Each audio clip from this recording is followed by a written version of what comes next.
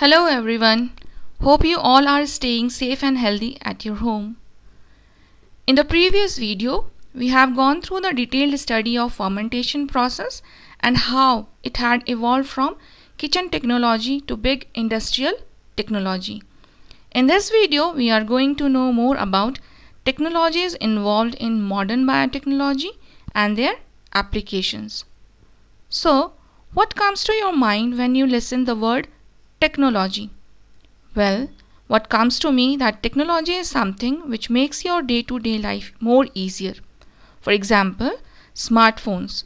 You can use it to pay bills, book tickets, online shopping, and nowadays online teaching. So much endless jobs.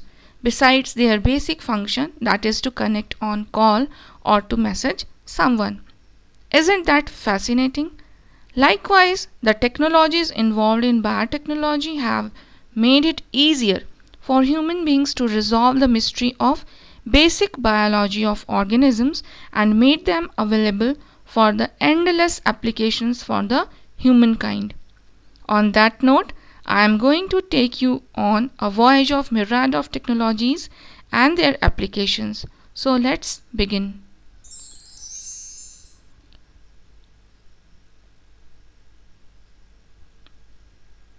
So nature has equipped every organism with the capacity to perform within an optimum or balanced system. Modern biotechnology has tinkered with the genetic material of the organism by introducing foreign genes. So with the help of modern biotechnology, we can introduce a foreign gene to the genetic material of an organism. So what is the purpose behind that? The purpose is to push the organism to do things it never did before. The ability to genetically manipulate organisms right from viruses to mammals led to the genomics revolution, touted as the third technological revolution following the industrial and computer revolutions. And nowadays, biotechnology has found applications in virtually every sphere of human activity. So we are going to discuss about the different technologies involved and their applications. So we are starting from first, that is the bioprocessing technology. What bioprocessing technology is? It is the oldest in all the biotechnologies, which uses living cells or the molecular components to manufacture desired products. The living cells most commonly used are one-celled microorganisms such as yeast and bacteria. And the biomolecular components which are used are enzymes that catalyze biochemical reactions. Microbial fermentation is a form of bioprocess technology which has been used for thousands of years to brew beer, make wine, leaven bread, and pickle foods, which we have seen in our previous video. But nowadays, what is going on that with combination of recombinant DNA technology, the microbial fermentation are used to manufacture a wide range of bio-based products, including human insulin, the hepatitis B vaccine, the calf enzyme used in cheese making, biodegradable plastics, laundry detergent enzymes, and so on. Here you can see a schematic representation of the fermentation and the recombinant bacteria producing the insulin.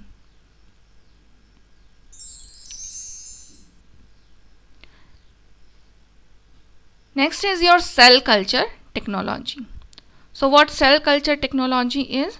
Cell culture technology is the growing of cells outside of living organisms, providing them the suitable environment which would otherwise be provided in the natural setup. So one of the more important cell culture technology is the microbial cell culture technology, which is being used in the microbial fermentation process. The next important cell culture is the plant cell culture. So plant cell culture is an essential step in creating transgenic crops. The transgenic crops are the crops in which the genes of other organisms have been incorporated besides the plant's own gene. Plant cell culture also provides us with an environmentally sound and economically feasible option for obtaining naturally occurring products with therapeutic value. It is also an important source of compounds used as flavors, colors and aromas by the food processing industry. Generally, the secondary metabolites of the plants are used for such purposes. And next is your mammalian cell culture. So, livestock breeding has used mammalian cell culture as an essential tool for decades. Eggs and sperm taken from genetically superior cows and bulls are united in the lab, and the resulting embryo are grown in culture before being implanted in surrogate cows. So these are the various uses of cell culture technology. Next we are coming to the recombinant DNA technology. It is considered to be as the cornerstone of biotechnology. The term recombinant DNA means the joining or recombining of two pieces of DNA from two different sources. Here in the figure you can see the bacterial plasmid and the DNA of the interest or the gene of the interest is taken, and now they are going to be joined together. So genetic modification using recombinant DNA techniques allows us to move genes whose functions are known. And by making manipulations more precise and outcomes more certain, the risk of producing organisms with unexpected traits are decreased. Recombinant DNA technologies have various uses like research application, creation of genetically modified variety of plants and animals, that is GM plants or GM animals. Another very important technology which is employed in the biotechnology is cloning technology. So what cloning is? The cloning is to generate a population of genetically identical molecules, cells, plants or animals. Because cloning technology can be used to produce molecules, cells, plants and some animals, its applications are extraordinarily broad. But what we consider main in the biotechnology is the molecular or gene cloning.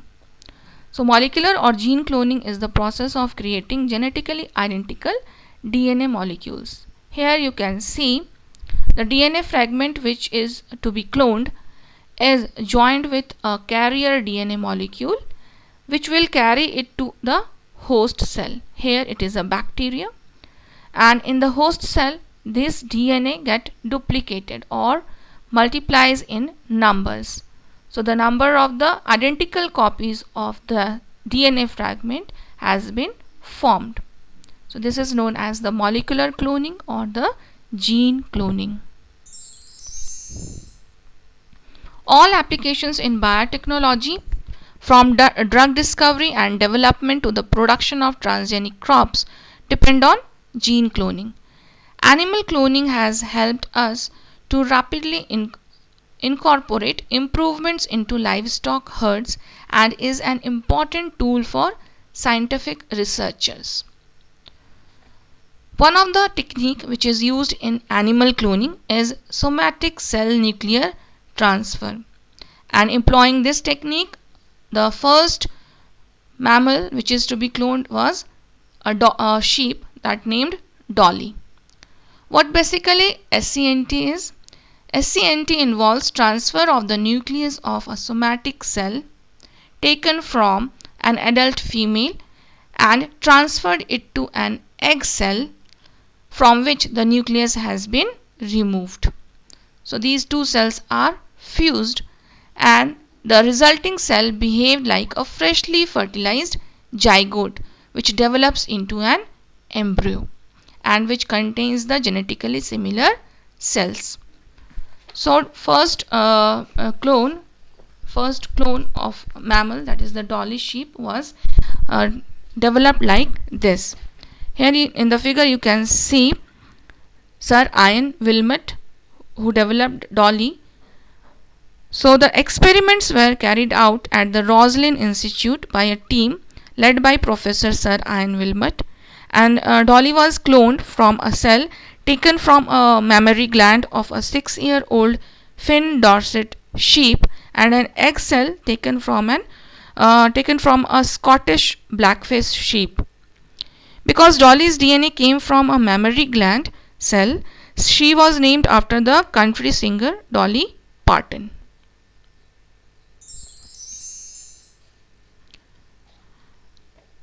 Next, we are coming to the protein engineering.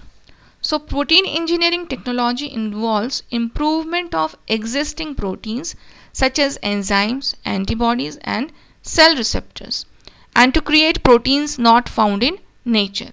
So, basically, protein engineering modifies the existing protein to create a novel protein. This technique is used in conjunction with recombinant DNA techniques, and such engineered proteins are used in drug development, food processing, and industrial manufacturing.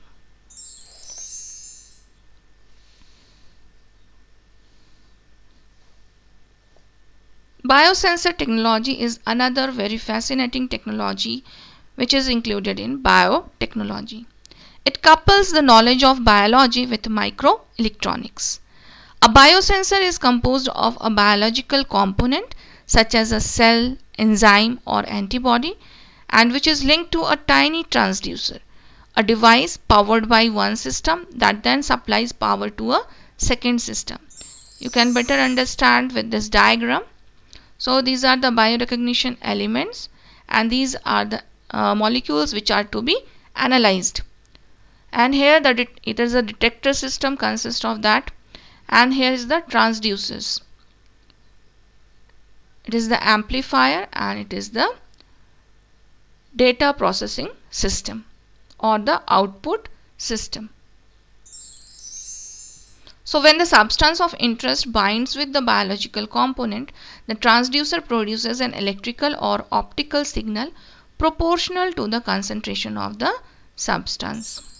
So here, when the sample molecules bind to its substrate, it produces a signal which is get by the transducer in the form of electrochemical or optical or mechanical signals, and these signals are being amplified by the amplifier, and then data is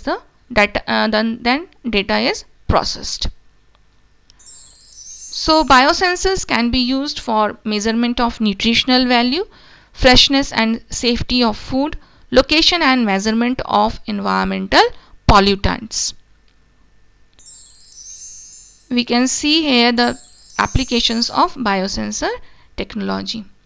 So biosensor technology is being employed in developing prosthetic devices, drug discovery, disease detection, environmental monitoring, soil quality monitoring, food quality monitoring, toxins of defense interest, and to manage the water quality.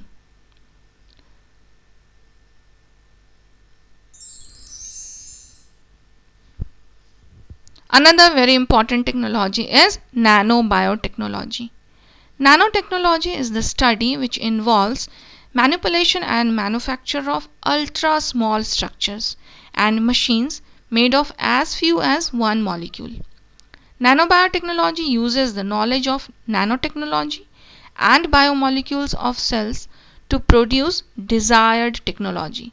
Some applications of nanobiotechnology includes fast diagnosis of disease, bio-nanostructures creation for getting functional molecules into the cells, and improvement of specificity and timing of drug delivery. From this figure you can see the molecules or the nanocarriers which are being used for the drug delivery in nanomedicine, and here you can see nanoparticles which are used for the testing of blood for prostate cancer. So that with that we have done with the technologies involved in biotechnology. Now we are coming to the applications of biotechnology. So biotechnology applications are various, including medical biotechnology, in which the different therapeutics, vaccines and diagnostics have been developed with the help of biotechnology.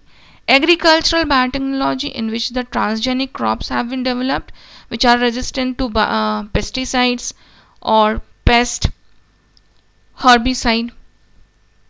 Food processing, to produce various substances which are used in the food processing industry. Environmental biotechnology involves the cleaning through bioremediation, also preventing environmental problems. In forensic biotechnology has been employed for the paternity tests and for scientific investigations.